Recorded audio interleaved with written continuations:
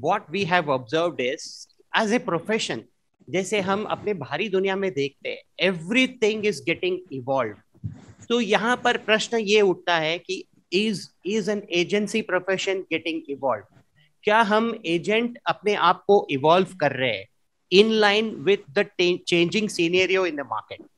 ठीक है, are we in sync?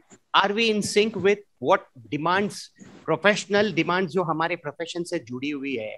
Are we in sync with that?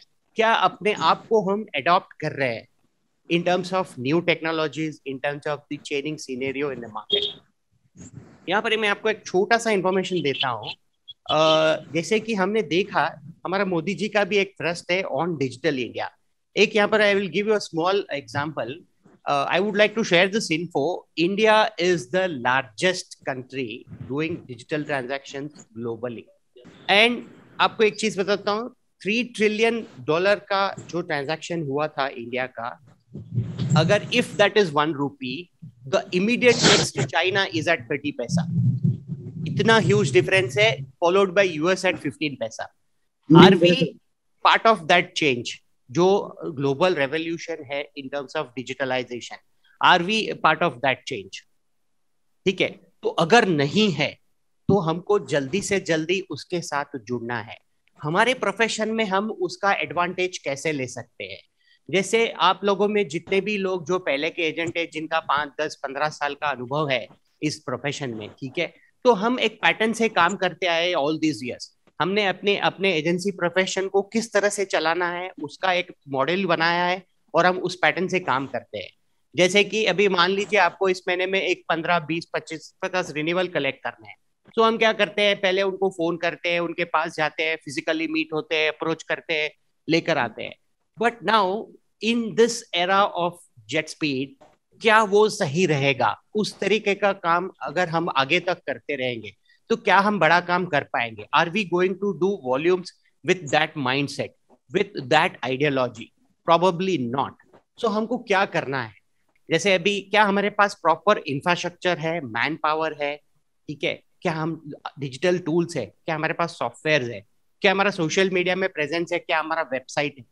ठीक है, अगर नहीं है तो please friends make it a point की होना चाहिए। This is a simple tip where you need to employ people. पहले हम क्या करते थे कि भाई कोई भी धंधे का उसूल क्या होता है कि पहले मैं धंधा करूंगा और अगर मैंने वहां पर कमाया, मान लीजिए अगर मैं 100 रुपया कमा रहा हूं तो मैं बाद में 10 रुपया खर्चा करूंगा। This is a way it is. और अगर मुझे 20 रुपया खर्चा करना है तो पहले मैं 200 रुपए कमाऊंगा, उसके बाद में 20 रुपया खर्चा करूंगा। Time has change. ये आइडिया, ये स्ट्रेटजी नहीं चलेगी। Now you will have to first spend 20 rupees, even if your income is 100, and then plan to increase your income to 200 or even beyond. थोड़ा सा यहाँ पे ट्वीक है, यहाँ पे थोड़ा सा चेंज है। मुझे पहले अपने बिजनेस के ऊपर, जो मेरा एजेंसी प्रोफेशन है, उसके ऊपर मुझे खर्चा करना है। मुझे अपने आप को डिजिटली इक्विप बनाना है, मुझे पहले आदमी को रखना है एंड मुझे टेक्नोलॉजी को अडॉप्ट करना है। यहाँ पर एक छोटा सा मैं आपको बताऊंगा, are we educating our clients to adopt the new digital payment modes? काफी सारे इंश्योरेंस कंपनीज जो हम यहाँ पर जनरल इंश्योरेंस से जुड़े हैं या लाइफ इंश्योरेंस से जुड़े हैं या और जो भी फाइनेंशियल प्रोडक्ट्स हम बेचते हैं, everybody is into the UPI platform. क्या हम उसको यूज कर रहे हैं? क्या हम अपने कस्टमर को वो एजुकेट करके उनको बता रहे हैं कि हमको ये डिजिटल प्लेटफॉर्म्स को यूज करना है, प्रॉपर्ली यूज करना है? अगर हम ये नहीं कर रहे हैं तो हमको तुरंत इसको करना चाहिए। आज अगर आप देखो तो फोन पे, गूगल पे and Paytm, they have 75% of the UPI market share और सभी में इंश्योरेंस पेमेंट्स हो रहे हैं, जो हम अपने घर में बैठ के, अपने ऑफिस में बैठ के कस्टमर को व्हाट्सएप पे कनेक्ट करके या फोन पे कनेक्ट करके वो ट्रांजैक्शंस प्रोसेस करवा सकते हैं। ये हमारे धंधे में इसीलिए यूजफुल है because that is going to reduce my time for servicing, it is going to reduce my cost of servicing also। और जब मेरे पास अगर टाइम बच गया, मेरे पास अगर मेरा कॉस्ट कम हो गया, that is productivity to me। मैं उस टाइम को कहीं और लगाऊंगा which is more useful on some other productive activity, some other useful activity। So ये एक छोटा सा टिप है जो हम अपने डे टू डे लाइफ में इसको अडॉप्ट कर सकते हैं। This is going to be the next in thing। आज मेरे पास मेरे about 80% ट्रांजैक्शंस डिजिटल होते हैं। I am into life insurance, I am into general insurance, I am into health insurance, I am into mutual funds, I am into deposits, I am into bonds, I am into everything. यहाँ पर हम ये सारी चीज हम अगर नहीं कर रहे हैं तो हमको करना है.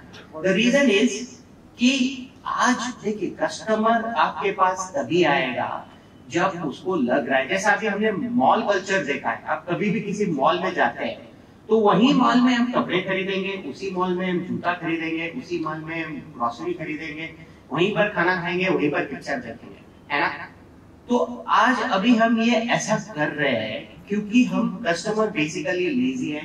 वो अगर एक मॉल में चढ़ता है तो वहां पर उसको कुछ ना कुछ मिलेगा, सब कुछ मिलेगा, और वो बार बार अलग अलग जगह पर अलग अलग आइटम खरीदने के लिए नहीं जाएगा. सेम फंडा, अगर हमारी दुकान में सारा माल अवेलेबल है तो वो हमारी दुकान में चढ़ेगा, उसको कुछ ना कुछ समझ में आएगा, वो कार्ट में डालेगा, खरीदेगा, राइट. और एक बार अगर एक कस्टमर एक्स प्रोडक्ट खरीदने के लिए आए, जैसा मुरलीधर जी ने बताया, now you can upsell and cross sell. आप उसी कस्टमर को दूसरा आइटम बेचिए या हायर वैल्यू सेल कीजिए. Now how that helps is आपका कॉस्ट रेवेन्यू पर क्लाइंट विल गो अप. क्या होता है, जैसे अभी एक हमने प्रोडक्ट पकड़ लिया, आज अगर कोई एजेंट है वो सिंगल प्रोडक्ट सेलर है, तो वो क्या करेगा, अगर मुझे 100 सेल करने हैं तो मुझे 100 अलग अलग लोगों को कांटेक्ट करना है और एक प्रोडक्ट बेचना है. नाउ इमेजिन अगर आपके पास 5 प्रोडक्ट है. Now if you want to do the same sale and get the same revenue, आपको सिर्फ 20 क्लाइंट चाहिए, क्योंकि आप वो 20 क्लाइंट को 5 प्रोडक्ट बेचोगे, द सेम ग्रॉस टर्नओवर होगा, the same revenue you get. ठीक है, and that is much easier. तो instead of becoming an agent, generally हम जाते हैं, पहले जो 10-20 साल का एक्सपीरियंस है उनको लगता है मार्केट में एजेंट का इमेज उतना नहीं है compare to chartered accountant, lawyer या एनी अदर प्रोफेशन. क्यों नहीं है? क्योंकि मार्केट में इमेज क्या है कि एजेंट आया है, कुछ ना कुछ चिपकाएगा, है ना. So because our product is a push product, जैसा कि IRDA बोल रहा है कि ये पुश प्रोडक्ट है, उसको फुल प्रोडक्ट बनाना है. तो फुल प्रोडक्ट हम अपने लेवल पे कैसे बनाएंगे? व्हेन यू हैव एजेंट नहीं, मैं एक एडवाइजर हूं, मैं आपको नीड को बेहतर समझता हूं और आपकी प्रॉपर फाइनेंशियल प्लानिंग करूंगा. आपको क्या चाहिए वो आपसे डिस्कस करके, एनालाइज करके, based on your age, income, family, asset, liability, हर चीज का हिसाब करके I will come to arrive at a conclusion कि आपको ये प्रोडक्ट सही है, और वो सारे ही प्रोडक्ट्स मेरे दुकान में अवेलेबल है. आपको वो खरीदने के लिए बाहर नहीं जाना है, आप मेरे पास आ गए हैं तो मैं आपकी नीड को आइडेंटिफाई करूंगा और प्रोडक्ट्स भी आपको प्रोक्योर करके दूंगा. तो this is the model with which you can work. इससे क्या होगा, आपकी ब्रांडिंग होगी, आपकी इमेज बढ़ेगी, आपको रिपीट सेल मिलेगा, आपको रेफरेंस सेल मिलेगा.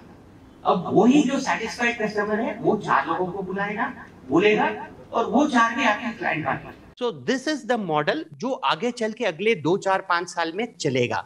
बाकी जो सिंगल प्रोडक्ट बेच रहा है प्रोबेबली उसके लिए थोड़ा सा फ्यूचर ब्लीक है. ठीक है, ऑफ कोर्स वो तो टाइम बताएगा, समय बताएगा कि कैसे हो रहा है. बट अगर आपको शॉर्ट इस बिजनेस में टिका रहना है, and if you want to do volumes, आपको अपना रेवेन्यू बढ़ाना है, अपनी इनकम बढ़ानी है, तो आपको कुछ अलग आउट ऑफ द बॉक्स करना है जो अब तक आपने नहीं किया है. And this could be one of the item where आप ज्यादा से ज्यादा कंपनी से जुड़ेंगे.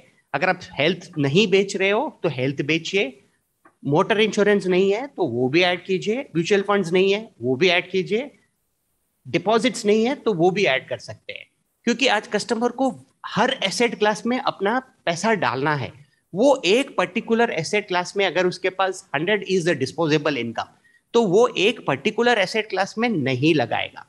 ही would definitely want to diversify. कैसे डाइवर्सिफाई करेगा? Based on your advice. And also you need to provide him a platform जहां पर उसको ये सारे चीज अवेलेबल करेंगे.